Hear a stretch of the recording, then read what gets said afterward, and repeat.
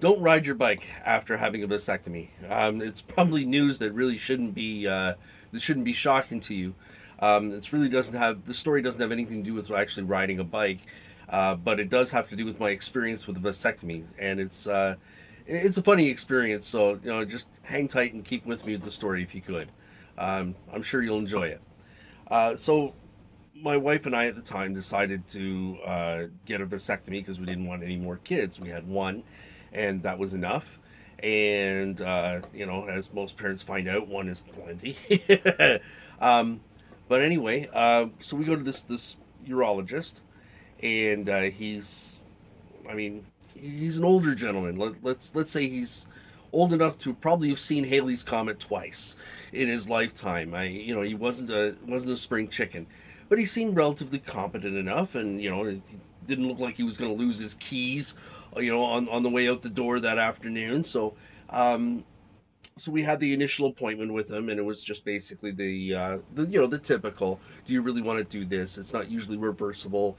All the do's and the don'ts and the all the stuff he legally has to go through in order to be able to okay performing this procedure. He says, okay, yeah, come to my office next Thursday. We'll at 11 a.m. We'll get this done. Now, 11 a.m. seemed to be pretty safe to me because it didn't seem to be like it was going to be a long procedure, and it couldn't be a long procedure because like 11 a.m. seemed to be cutting it pretty close to his nap time.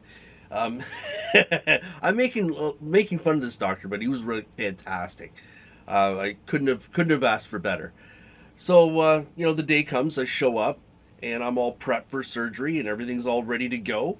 And just before he's got the scalpel in one hand and a syringe in the other hand, like the anesthetic. And here I am. My legs are up in the stirrups. I'm ready to go. He's got all his equipment all out there and ready to go. And he says, "Well, before I get started, there's something I need to tell you." Okay, let's paint this picture. He's got something that looks like an X-Acto knife in his hand.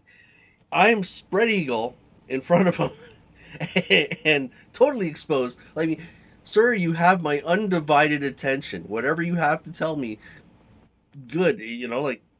I'm all ears. So he says, "Well, if you see me changing hands halfway through the procedure, don't be concerned because sometimes my left hand shakes. And if my left hand starts to shake, then I have to switch to my right hand.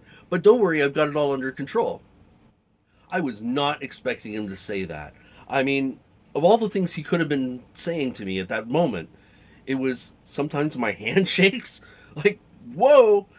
The only thing more surprising he could have thrown at me would have been something like, "Oh, I've always wanted to do this," or "Maybe this time I'll get it right." No, it's sometimes my hand shakes. All right. Um, I had two choices at that moment. It was either let him carry on with the procedure, or do the penguin walk. Grab my pants and do the penguin walk out of there. As fast as I could. I decided to let him do the procedure because he really did seem like a very competent doctor, and so he gets started.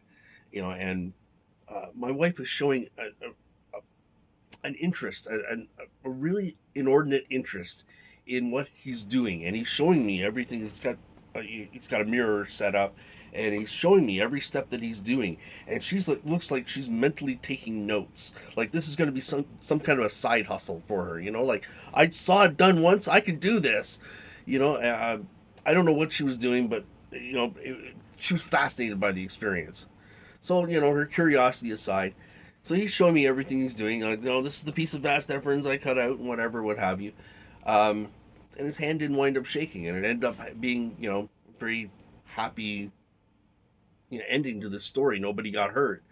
Um, I will tell you, even though everything worked out very well, I was sweating bullets the entire time that I was on that table, with my feet up in the air, totally exposed. Um, who wouldn't be? But everything went well, and after the appointment took about half an hour. Um, I went right back to work. Um, Went right back to work, and I mean, even moving around wasn't really very painful. Although if I sat the wrong way, I was instantly reminded of what had just happened. So obviously, riding a bike would be out of the question. I really didn't do anything strenuous like that for about a week. As it turns out, I saw that doctor in public a few years later, and I was able to share how interesting it was to be his patient, and he was just really just trying to be honest with me at the moment, which maybe he chose an awkward time to do it, but I'm glad he was. Anyhow, I just thought you'd enjoy that story for today. Thanks for watching, and I'll see you next time. If you found this video helpful, please like, share, subscribe, and ring that bell for more content. Thank you very much. Until next time.